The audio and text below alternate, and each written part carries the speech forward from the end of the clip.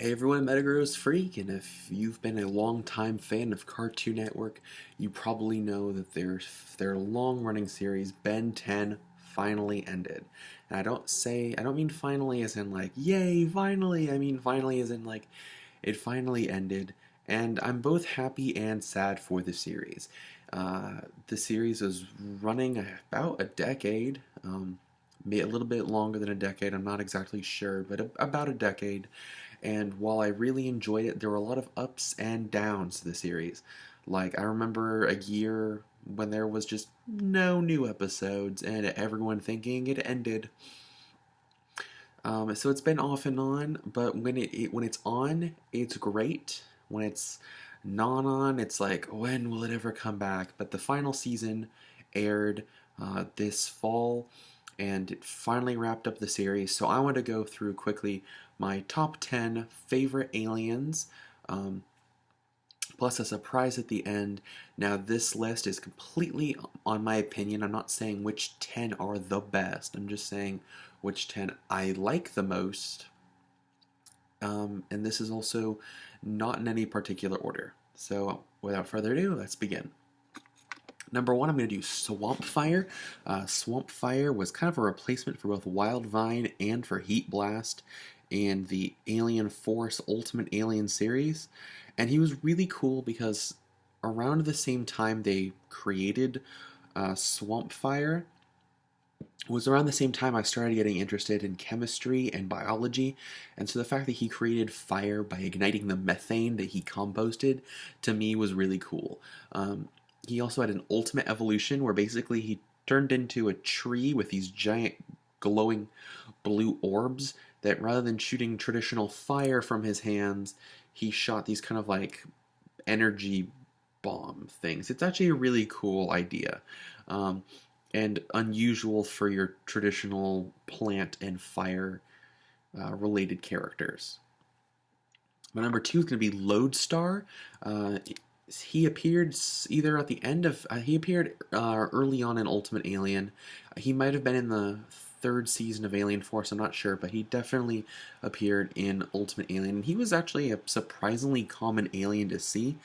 He has a floating magnetic head. Basically, this guy is a giant magnet and he has this like robotic but very heroic voice. It's like Lone Star. He sounds kind of like a British robot, kind of like a badass C3PO, if you can imagine that kind of voice. And he also has these cool crab hands, which these are magnets, and he's a very cool character. And the fact that his head floats freely from his torso is kind of cool. And different seasons, even in Alien Force, his design, the yellow stripes and stuff, changed a little bit, and he's a really cool character though, and one of my favorites, both design wise, power wise, and just character wise. It's fun. Plus, he makes a lot of magnet puns, which is fun. Next up is a character that's been around actually since the original series, but doesn't get a lot of love. And the original name for this character was Ben Mummy, as in prior to the Omniverse series. Yeah, it's amazing. He appeared in the very first series, but it took until series 4 for him to actually get a name. Yeah, so he didn't really appear at all during Alien Force or Ultimate Alien because they were trying to introduce new characters then. But he appeared, I think he appeared twice in the original series, never actually having a name, just being credited in the credits as Ben Mummy. But in Omniverse, he is credited as Snarrow, and he's Spider-Man. He's basically Spider-Man, but he's a mummy. He's a cool character. He's definitely an original concept. I know he's not the most creative character ever because the whole mummies mummifying people thing is kind of overplayed, but the fact that they used him because basically he's a living Think like the Michelin tires man, except instead of being tires, he's mummy wrappings. He's hollow inside. He's also extremely agile. He's a fun character, and in my opinion, one of the cooler designs for the monster aliens. Because Frankenstrike and Blitzwolfer didn't really appeal to me all that much. Uh, Next up is Goop. Goop appeared as one of the first aliens in the Alien Force series, that's series 2, and Ben's consciousness and voice emanate from this little UFO guy up on top, which basically has a special gravitational field to turn this body into whatever shape it wants. There were a bunch of people complaining when Zack from League of Legends came out, saying that he looked a lot like Goop, and the response from everyone in both fandoms was, how do you copy a green goo guy? I mean, aren't they all copying Flubber? Yeah, Goop is a fun character, and even though his voice is just Yuri Lowenthal's voice through a filter, he's still really cool, and he's one of the only characters to be fully transparent. The only figures to be fully transparent. Plus, he can also change his molecular viscosity to be runny, to be solid or somewhat solid. He can survive being in a vacuum. He can survive being in space. He's a fun character, and they can do a lot of cool stuff with him. Next up is a Series 1 character and probably a fan favorite, and that's Upgrade. Upgrade could basically take any piece of technology and make it super badass. One of his last appearances in Omniverse, there was a little spider robot that had a camera attached, and he turned it into this giant spider walker with a cannon.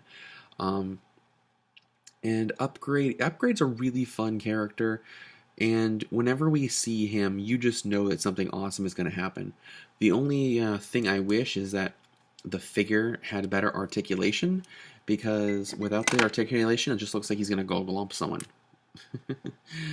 Because he has no arm bending, which is weird though, because in the pictures of the original prototype, he actually did. So I don't know why they changed it. Next up, number 6 is his Clockwork. Clockwork appeared either at the end of Alien Force or the start of Ultimate Alien. I'm not exactly sure. I'm going to say it would be start of Ultimate Alien because they were kind of trying out a new set of 10 then. And Clockwork has a lot of really cool time powers, and we get to see a lot of him near the end of Omniverse, in the final season of Omniverse, because we have a lot of cool time stuff involving Professor Paradox, alternate dimensions, and Maltruent, who's a Chrono Sapien gone rogue. Plus the fact that he has this like kind of stereotypical but really cool like German clockmaker voice, and the fact that he's one of the first steampunk characters in Ben 10 makes us a really cool character. Next up is probably another series favorite, but from the Alien 4 series, and that is Big Chill. He's one of my favorites because he's Mothman, and he's a ghost, and he has ice powers. Those three combined make him a totally awesome character. And for some reason, he's coming out a lot darker blue than he should be. He should be a lot lighter, more tealish. But for some reason, he's coming out very dark blue in the camera. He's a really fun character, and the fact that no matter where he goes, whenever he talks, he has this he has an ice cloud. It's kind of cool. Like, yeah, he's Ice Mothman, and he also has this cool feature in the show where his wings and his antenna can wrap up to make a hood and like a hood and a robe, kind of like a Grim Reaper thing. It's really cool. Plus, he's one of the few characters that actually has babies. Yeah, because for some reason, the males of Big Chill species get pregnant, and Ben ends up having a bunch of babies. And they're all really adorable Big Chill babies. It's really fun. In fact, Google Big Chill babies right now. They're really adorable. Yeah, Big Chill is probably one of my favorite characters, and I actually have him as the Lego set when Lego released, I think it's either 5 or 6 Ben 10 figures, which was our introduction to the Hero Factory system. So yeah, thank you. Big chill.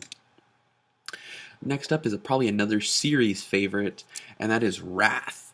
Wrath is a fun character. He's big and brawny and has kind of a no nonsense attitude, and he has a bunch of fun catchphrases, and he names all his fighting moves, like like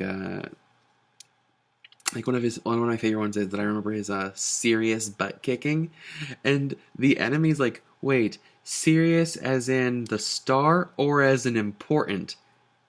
And Wrath stops punching him for a minute and goes, like the star. It's funny, and he also has these cool claws. And even though through the entire series, which actually isn't that much, but he's used a lot in Ultimate Alien and used quite a bit in Omniverse, he's naked.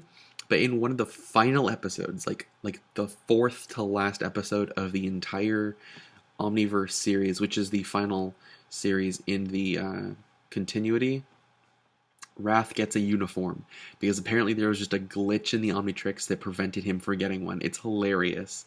And he gets this awesome wrestler mask and this like wrestler uniform. It's really cool. Check out Wrath if you can find clips. It should be fairly easy to find online. Next up is another favorite of mine, and that's NRG. NRG is kind of just, I like his design more. He's a fun character, and he also has this really cool, like, Schwarzenegger kind of voice. He shoots lasers out of these ye old eye holes here. But one of the coolest features about him is that is underneath the suit, he has a powerful radiation life form kind of form. If you're familiar with League of Legends, this guy's basically Xerath. It's really cool. There's not really a lot to say about him. He's just a fun character. And finally, of my top 10, the one you probably saw coming from Generation 1, not Generation 1, but Series 1, the original Ben 10, was Diamond Head. I had a hard time deciding between Diamond Head and Heat Blast as the most iconic Ben 10 alien, but I decided that Diamond Head is probably the most iconic because he is seen in every series. Early in the Alien Force, we had Chroma Stone replace him, but he really wasn't Diamond Head. He was just another guy made of crystals. However, Chroma Stone was actually temporarily destroyed, and Diamond Head replaced him. So we actually had Diamond Head as one of the main aliens for 3 of the 4 series. He's fun. He's very versatile, and I would tell you what he does, but he does so much that all I can really say is if you can imagine it, he can make it out of crystal. He's a fun guy, and I love him as a character. We even get to see him as the Dimension 23 and as the Gwen forms. So he's been around since the first series and is one of the most popular characters, in my opinion, and one of the best because he's just he is the definition of a Ben 10 alien hero. Now it's time for my special surprise at the end. I did promise that, and one of the reasons why I didn't pick Heat Blast was because I had Swamp Fire, but also because of this little surprise. If you remember, in the very first series, they had a Kevin Levin figure, which was basically just the regular design for Kevin, but it had these little add-ons. It had a Pyro Knight arm, a little Pyro Knight wrist thing, and a Pyro Knight head. So you could turn him into the mutant we see at the end of Kevin 11. They also came out with a Gwen Anodite figure. This figure is the original design for the Anodite. It does not have the Lucky Girl costume. But the cool thing is the accessories of the arm pieces can fit on her. So I always imagined it as the Anodite characters like absorbing alien power to protect themselves kind of thing. It's not. It's a perfect fit, and you don't have a lot of articulation. But there you go. That's a little surprise. If you want to, that's my surprise for this episode. For the end of Ben 10, my top 10 aliens, and a little bit of a hack that if you want to make a pretty much naked Anodite figure look fiery, now you can add on your Kevin parts. So thank you for watching. I don't know if they'll ever bring back Ben 10, but I remember that pretty much the roughly decade we had Ben 10, it was one of the coolest shows on Cartoon Network. Shows like shows like Regular Show and Adventure Time. Okay, shows like Steven Universe and Adventure Time, they have adventure, but the adventure itself is more just like episode by episode. There isn't really an overarching storyline, as opposed to Ben 10, where everything was part of a serial that kind of combined to this long 4 series. Basically, I think it's about 12 or 13 season adventure of a boy with an alien watch saving the world. Until next time, I'm Metagross Freak. Good night.